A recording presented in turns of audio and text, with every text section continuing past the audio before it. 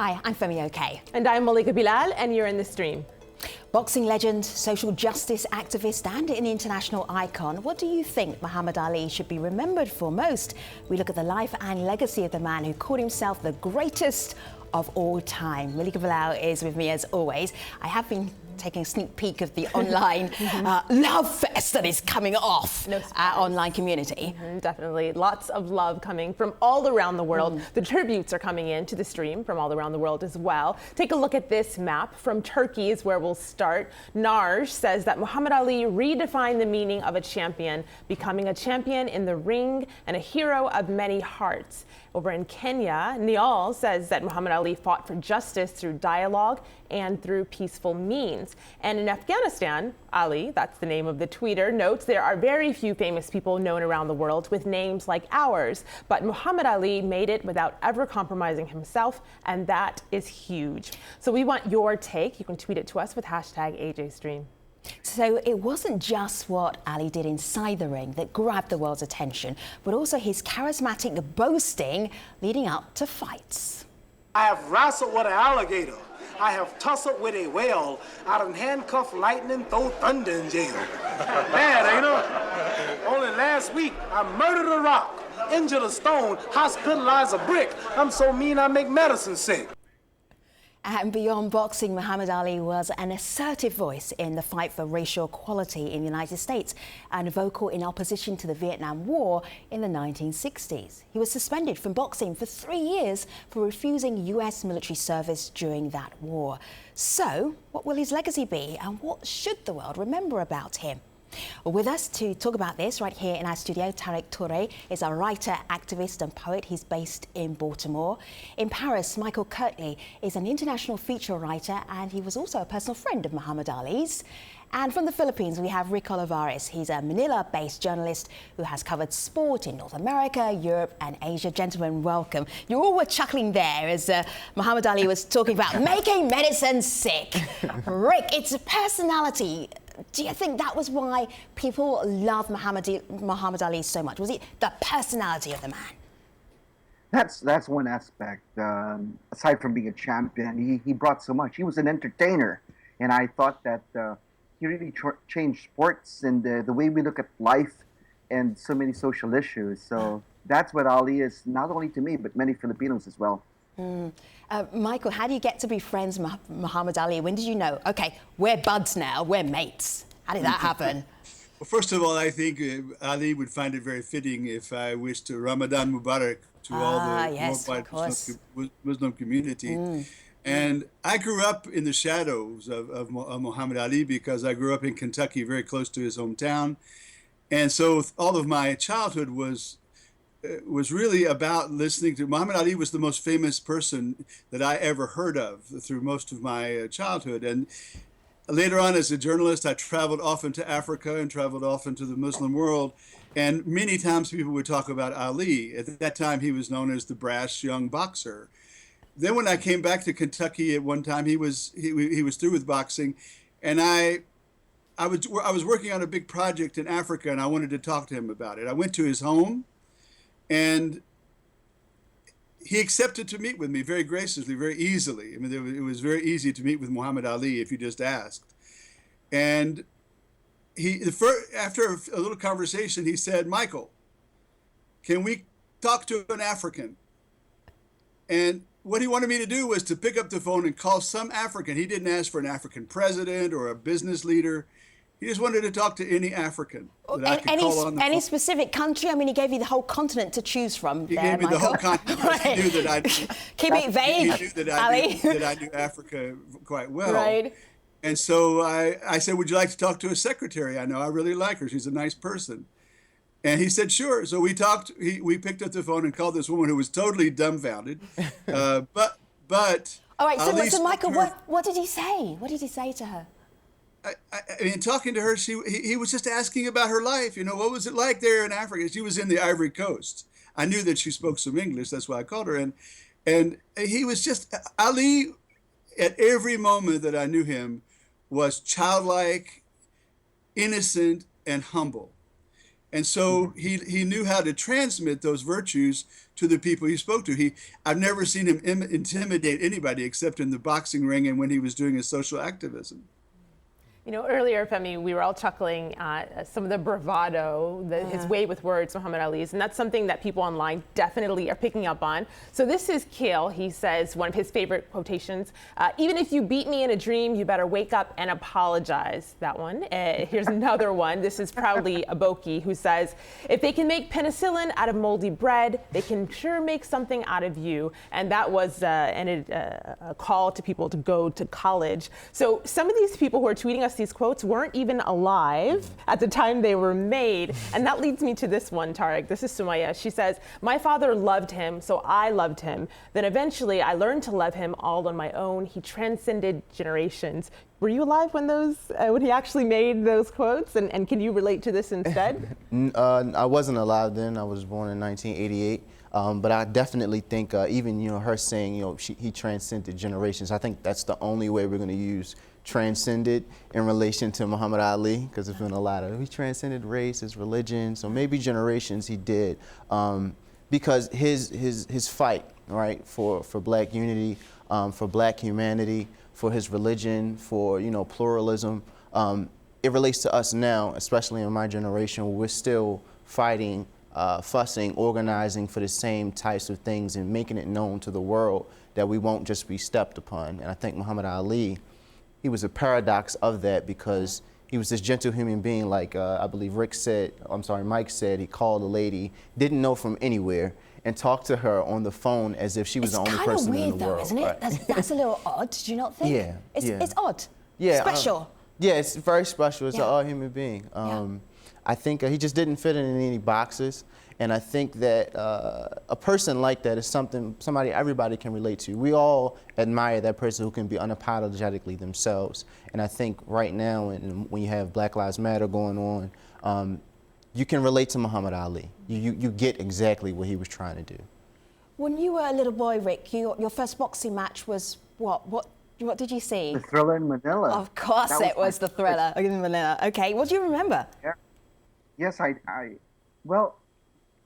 was 9 years old at the time, and I watched it on television with my dad, and we actually lived about 400 meters away from the Coliseum where he fought, and we couldn't get in. We couldn't buy tickets because it was packed. So the next best thing was to just watch it on television, and that was my first boxing match. Prior to that, I was a football and baseball fan, but he opened myself up to the world of boxing. And then after that, when he came over to inaugurate the first mall ever in the Philippines named Ali Mall. Can you believe that? My father took me to see him, and he was the first celebrity that I ever saw in my life. And, as I tried to read more about Ali, and I learned what he stood for, and there was his social activism. And as a 9-year-old kid, what does that mean to you? But my father taught me that if there's something that you don't know, you better research and get your facts straight before you form an opinion. So that's what I did with Ali.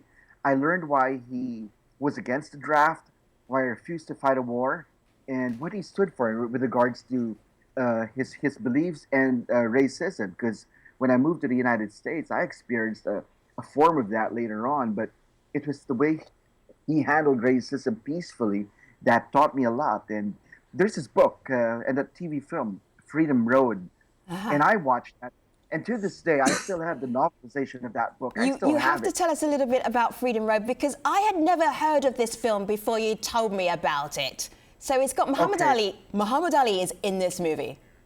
Yes, he stars with Chris Christopherson, and I saw that as a kid. I think it came out in 1979, if I'm not mistaken, thereabouts. He also played on Broadway. Oh, they did. They did. That's wonderful. Muhammad Ali actually played on Broadway, and he was also a professional wrestler at one point. And he tried out all kinds of different things. That's for sure. In fact, I would say that at the time that I met him, I had a hard time knowing whether he still was very connected to the fact that he was a boxer. Because he lived in the moment. He really lived in the moment that he was in, until one day, very interestingly, I was with him and he said, Michael, let's go down to the Muhammad Ali Museum, which had not been inaugurated yet in Louisville, but they were having a pre-inaugural reception. And so we go down there, and Ali, really, he wasn't like being fawned over by everybody. You know, he was like, he and I were standing around. But one thing was in that museum was a huge boxing ring, full-size boxing ring, sort of waiting for a crowd to get excited about it. And there was this young boxer from the University of Louisville that kept egging Ali on. And so I turned to Ali, I said, why don't you get in the ring with him? Of course, keep in mind that this was when he was 47. He was already beginning to suffer from Parkinson's. Anyway, Ali accepted to go in, and the guy, what was interesting about that is he went into that ring and the guy couldn't touch him. This was a young kid who was a champion at the University of Louisville. Wow. The guy couldn't touch him, but he tried really hard. And when Ali got out of that ring, he said, Michael, it's the last time I'll ever go into a ring. And I asked him why. And he said, well, that's another part of my life. And so I think that what's really interesting to me about Ali is how, contrary to many athletes today, he was able to see himself as a human being in the moment and to think about what he was going to do next and what the next important thing he would do. I agree completely. You know, because so many athletes now have even been called upon to stand up for social justice issues. Right. Muhammad Ali made it very clear that boxing, you know, was something he was extremely good at, he was remarkable at, but it was only a tool to show the light of, you know, himself, his humanity, his religion, and the issues that were going on in the times that he was in. And I think that in itself right there, you know, that example of him hopping in a ring, right, and then immediately getting out of there and saying, hold on, I don't do this anymore. This isn't even a part of my identity. It's something that, you know, I've done, I've won at, and I want to kind of leave it where it is and go on to bigger, better, or different things in that manner. Tarek, something happened to me on Saturday, which the news had just filtered out that Muhammad Ali had died. And I was in the hairdresser, and it was a black hairdresser, so, you know, people like to trash talk in their hairdressers. And a young woman who was about 20 said to me, I wish I could say now the sort of things that Muhammad Ali was saying back in the 60s and 70s. She wanted to be that radical, but she was too scared to say it. What do you make of that? I think you still can. You know, I think people who are in the light, you know, in that manner, they still can. Floyd Mayweather, he still is a phenom. He can pick up that torch anytime he feels like it.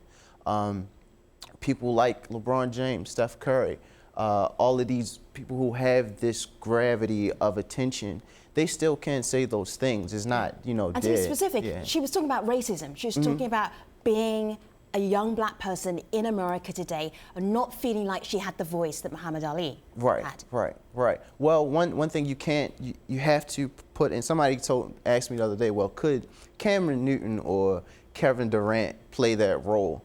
And I said they could, you know, more specifically Cameron Newton, because he has that likability, but you have to win. So as far as the light she's talking about, you have to be in that light if you want that type of attention, and he was able to garner. And the wins, the boxing ring was a tool to bring that attention. Of course, his boisterous voice and poetry and everything else that came with it. And keep in mind that boxing, contrary to just about any other sport, is a one-person sport. It's a one-man sport. Yeah. And therefore, you're basically master of what you do. I mean, that's one of the most fascinating things about boxing, and one of the most hardest things about boxing is you go into that ring, you have to perform, and nobody else is going to help you at that particular point in time. And I think that Ali understood that. He understood very well that if he didn't win, his boasts would be ridiculed. It's not bragging if it's true, he used to say. I'd like to add something, you know. Something that Tariq mentioned earlier, it's about his willingness to speak up. And growing up at that time in the 70s, the Philippines was under martial law. And I remember when he specifically stood up against going to war in Vietnam. And at the time in Manila, we're very close to Vietnam. So we had a couple American bases here in the Philippines. So we really felt the war over here. We had Filipino soldiers going to war also in Vietnam. And at the time, it was compulsory for young men to get into military training here in the Philippines. And, well, it was kind of unpopular for many Filipino youth. And after a while, you sort of had to question it. And I was one of those who questioned it. And I was thinking that if Ali questioned it, why couldn't I? Because, I mean, I didn't understand the wars we were waging against not only the Vietnamese, but also even the insurgencies back home. It forces you to learn many of these issues. So, like I said, there was no internet back then. So what we only had were libraries and the encyclopedias. So I had to do a lot of research and asking around. And as you get to high school, college, and you understand a lot of things that were going on, you sort of ask the right questions. And I thought that's what Ali should be remembered for. It's not only being a champion on the ring, but also being a champion for social issues. You know, Rick, it's interesting you mentioned that about the fighting and wars. We got this tweet from Mike Johnson. This is some of the pushback we're seeing. We didn't get a whole lot of it, but this does exist online.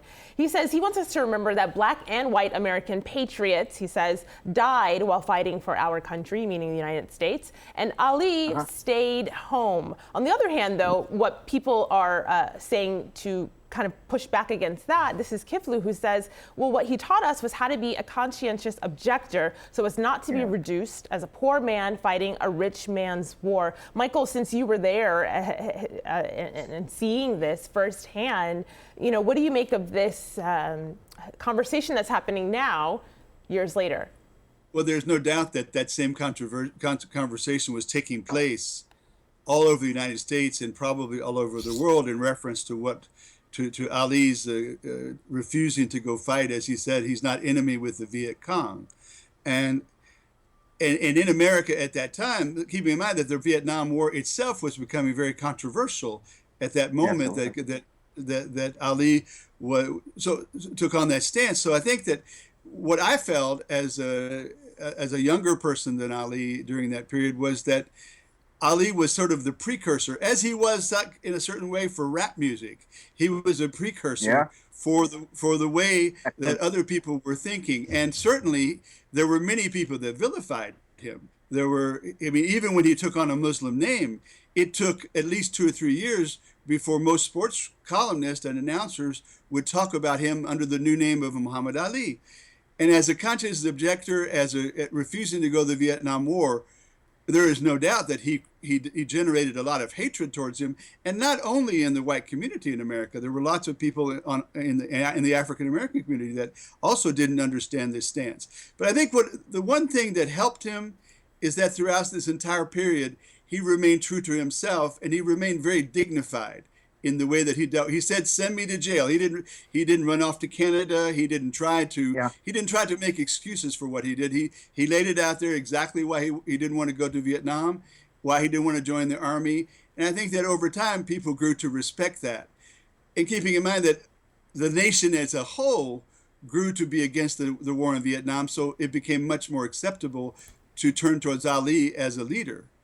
You know, but there is some worry, though, online that people aren't going to remember that, or that it's going to be sanitized out of the eulogy. So there's this tweet. I'll pass this over to you, Tariq. What part's going to be sanitized? I'll read this tweet to you. So Al-Arun says, what people don't want to talk about is his activism. And they're trying to minimize his life to just being a boxer. But he sparred with pundits. Another person who has that same fear, this is Nadira. She says, let's not sanitize his legacy. And she wrote a whole blog post about what she was seeing in the media in these last couple of days, what you won't do to Muhammad Ali's memory. And here she says, they'll pick his tamest and most palatable quotes, his dedication to humanity and diversity. They'll act like he didn't risk his life and limb for his very Muslim and his very black beliefs. Right.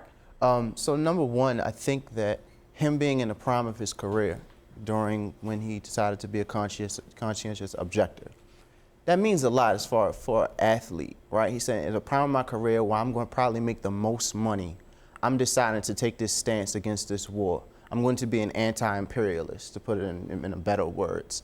That puts him in a different stance than anybody else. He goes into the stance of Paul Robeson's. He goes in the stance of people like Kareem Abdul-Jabbar. He folds in that type of sense. I think also we might call it whitewashing, to be honest with you, because you see it from usual white mainstream media where they're trying to say, oh, he transcends race, oh, he was a great joker. They only show like the light and fluffy stuff. They don't show him losing out 5 years of his career, right? One of the most interesting things when we had an online campaign to try to get LeBron James to sit out games after the non-indictment of the murderers of Tamir Rice was for people to come and say, well, he has to make a livelihood. You know, he has money to make, he has businesses to run, and he has all of these things anchoring him down. And you have clear examples of Robeson in the McCarthy era. You have clear examples of Muhammad Ali, who he could have made as much money as possible in that 5-year span. Or he could have just, went to the war or figured out some other type of loophole, but he chose to take the harshest stance against being called to the draft. Terry, let me just check in with Michael. Michael, how much of that did you see in Ali's later years? Did he mellow out a little bit? First of all, Ali was a very complex person. And I think that even at that time, if you saw interviews, like I was privileged to be from, as I said, from Kentucky. So I would see interviews of Ali on local channels, and listen to on local radio, where he was quite popular. He was popular because he was from Louisville and famous. He was an Olympic champion, but he was also popular because he was getting well known. And I think even at that time, to speak of the lesser known quotes, as Tarek was talking about, he was always very direct about what he wanted to say. But he was I think he added another flavor, which was the flavor of peace. Ali never encouraged people to fight, physically or violently for the justice that they were seeking. And I think that people learned to appreciate that over time. As I saw him when he was older, Ali was still very much of an activist. He was talking about South Africa. He was talking about still about the oppression of the black man in America. He was talking. He often was talking about the oppression of the Native Americans. I mean, I met with him several times where he actually was meeting with Native American groups. I don't think he lost the desire at all to be an activist.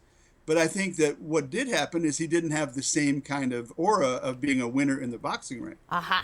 Okay, that's the secret to his power. Okay, so let me show you something which I've watched it for years. I love it. There's a prank show that I grew up on in the 1970s called Candid Camera, and there was one episode where Muhammad Ali turned up unexpectedly in the classroom. This is one of my favorite excerpts. It shows him as a boxer and also the way he connects with kids. Have a look.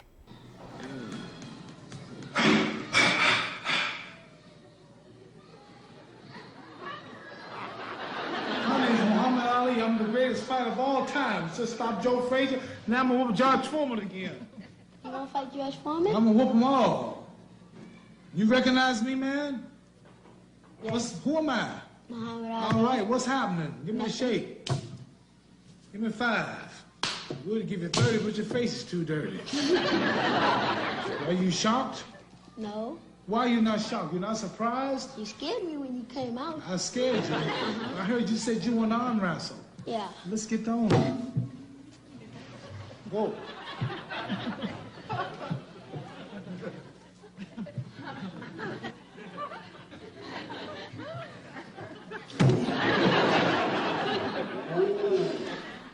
I'm leaving. That's enough. I'm so jealous of that kid. Malika, what do you have? Well, even amidst the activism and the fame, we have video comments from someone who met him in London at a fight and talks about how down to earth he was. This is a picture of that meeting, and later he'll tell you what he had to say. Have a look at what Ibrahim told us. I met Muhammad Ali in London in 1986 when he was there to watch a World Championship fight at Wembley. We went to his hotel where this picture was taken, and Ali invited us to join him at the fight. At the stadium, the doorman wouldn't let us in without tickets. Ali saw we weren't with him and came back for us. "These are my brothers," he explained. He was so big he didn't have to come back, but he did, and he sent his aides to check on us while we were there. In short, he cared. That sums him up. He really cared about people. Time flies when you're talking about a champ. So Tarek and Rick and Michael will be coming with us to our online show. Our online show is at stream.aljazeera.com, and we will be talking about Muhammad Ali and his legacy for the whole world. Thanks for watching, everybody. Take care.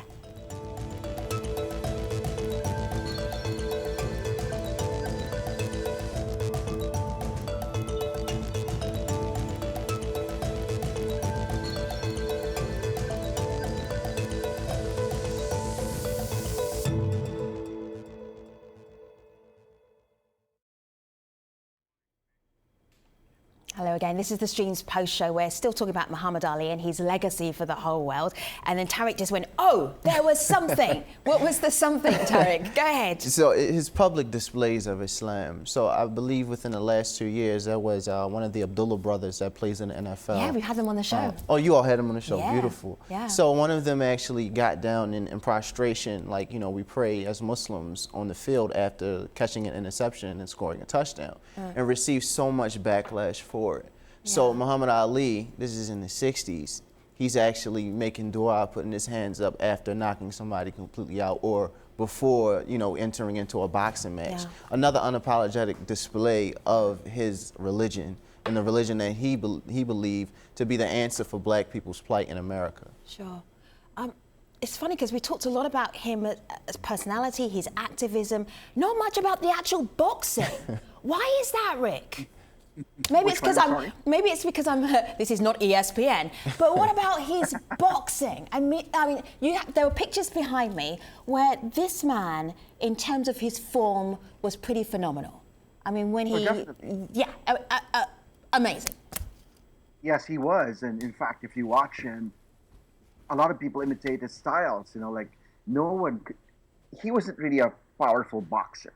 I mean, he would just throw in those jabs and then dance away, frustrate you, then slide back in and throw right. You know, that's what he was. He fought with a lot of strategy. A lot of boxers back in the day, they would just like to slug in the middle of the ring. But Ali made full use of that ring. And many boxers, all the way up to Floyd Mayweather Jr., even Sugar Ray Leonard before that, they copied his style. Even the way he would talk to his opponents. And, you know, he was just absolutely amazing. And he was an entertainer on and off the ring, and he was just so much fun. And you know, when he fought, the whole Manila stopped. And I'm sure back in the States, people did the same too. The most exciting thing I think about Ali's boxing was the way he moved in the ring. He would dance around. I mean, we had never seen a heavyweight champion or heavyweight boxer dance around the ring like he did it all throughout every fight and until he got a little older. And I think that seeing that athleticism, seeing that youthfulness made him seem like a deity in the ring. I think it's a very important thing. When you watched Muhammad Ali, as I did many times in my youth on TV, you got the impression that you were seeing a demigod in the ring. Whereas when you saw another boxer, you might say he's a great boxer. He punches well, he defends well, you know, and he's very powerful. But you never described Ali in those kinds of terms. You described him in almost mythological terms. Well, Michael, there's a tweet here I want to share with Michael. Abdul Khalik says that Muhammad Ali changed the whole perception of boxing from sports entertainment to more like life-sharing experiences. Do you think that Muhammad Ali was the original self-promoter? I think there have been lots of in the boxing world. He was definitely one. In many other sports, there have been promoters. I mean, baseball is known for the many of his stars that were self-promoters. But I think that what he did is he raised it to an art form. He raised self-promotion to something that people not only listened to because they found it interesting, but because they found it actually exciting. I really think that anytime that Ali was going to speak, he was often interviewed on ABC Wild World of Sports by Howard Cosell. You couldn't miss that show. And this wasn't just sports fanatics that watched that show. People watched that show just because of the way that Ali was able to talk. So his eloquence, his poetry, his presence, these were definitely self-promotion, but they were also, I think, a form of mocking the world in a way. Tariq, you're a poet. I mean, when you watch him, I'm thinking, did he work this stuff out before he got there? Was he planning a lot of the things he was talking about? I think he rehearsed it. And definitely, of course. I think. Why definitely, of course? I mean, because it was too good. Yeah, it was almost like it was, you know, pinpoint accuracy, but there's nothing at all wrong with that. Yeah. In the poetry world, we consider everything poetry. So him, even in the ring, was a form of poetry. The way he moved his feet, It was poetry how he defeated George Foreman. For him to say, look, I'm going to let this man beat on me for an entire, I forget how many rounds it went, right? And then at the moment when people think like it's pretty much over and Muhammad Ali is completely beaten, he can't take any more punches, he begins to overcome, right, this strife that he's going through. And it's almost like a play. It's like watching Shakespeare. He made a boxing match turn out like, you know, some type of Odyssey, and then he knocks him out completely. And I remember, actually I was just watching a documentary, and he said, you know, why didn't you hit him again when George Foreman was spinning around to the ground? And he said he had had enough, right? So even in the conciseness of his speech, him just saying he had enough. And you might say that around, you know, playing basketball or something like that, like you don't need no more. You know, we might play it in that way. So it's like for him to be so eloquent outside of the ring, it makes sense that his physical body, for him to use his body eloquently, was also poetry as well. Tariq, I have a question for you. I've often wondered if Ali wasn't the inspiration for this commercial, The Most Interesting Man in the World, you know, the Dos Equis commercial. Yeah. Because they describe that the most interesting man in the world in terms similar to the way that Ali described himself. Right. I mean, I definitely probably did you know, steal a bit from him. He did a lot. I think, again, like I said, I was speaking with Dave Zirin from Edge Sports. He said a quote that America is against paradoxes, and you couldn't place him over here and say he's just a fighter. Here's a man who can get on Howard Cosell in front of all of the lights and cameras and give you a 16-line poem that devastates you. The poem he read about the men in the prison who had been, you know, who died at the gun. Yeah. That was an amazing poem. And then after that, he says, you know, we're all fighting the same struggle. We're just using different means. So he used his body, he used words, he used the platform that he has. You know, one of the things, acronyms I use is ROPE. He uses resources, he organized, then he uses platforms, and then he educated people about the struggle. So you don't really have that many people who get that much attention, that draw from the media and from the entire world, tell the truth unashamedly. So, you know, for him to do that, yeah, it was crazy. I want to add something to what Tariq mentioned. The way his outspokenness in the 60s and 70s, it wasn't vogue for people of his stature to say things like what he was saying. And if I correct me if I'm wrong, Michael, but I think even before the late great Martin Luther King began denouncing the Vietnam War, Ali was speaking out against it. And how many sportsmen are like that? And Ali paved the way for many of them, and he gave us pause to think, and that had a profound effect on me later on as a person and even as a sports writer. It's to give pause and actually say what you think is right. I'm sorry. As a person who was subject to the draft, as Ali was, you know, I could have been drafted. It turned out that the law changed and I wasn't drafted, but I could have been. His words about the draft were very important because I don't think that we knew of anybody, at least I didn't know of anybody at that point, that not only turned away from the draft, criticized the war, but also didn't try to flee the country, stayed there and just took his punishment and said, do it, you know, send me to jail. That's basically what he said. And then on top of it, as Tariq pointed out, lost his championship ring, was banned from boxing for 3.5 years. I mean, that sense of personal sacrifice, in a certain sense, meant more to me than the sacrifice of becoming a soldier and going off and to war. I mean, to me, that was it's a different kind of sacrifice, but it certainly was a very noble kind of sacrifice in my mind. Yeah. I think, you know, in the war, you know, when you're born black in America, your body is at war, you know, especially places like where I come from. So, yeah, he is a soldier. He has to be, just because of the systems and the conditions that we live under. I couldn't imagine him being asked, like the reporter asked LeBron James after the game, you know, what do you have to say about the Tamir Rice situation? I couldn't see Muhammad Ali saying the same thing LeBron James said, where he said, you know, I don't have enough information. For me. Ali always had an answer. Even if he didn't have the information. Even if he didn't have the information, you know, he knows, you know, a black kid got killed and knowing the history of black people being killed, he probably would have had something to say.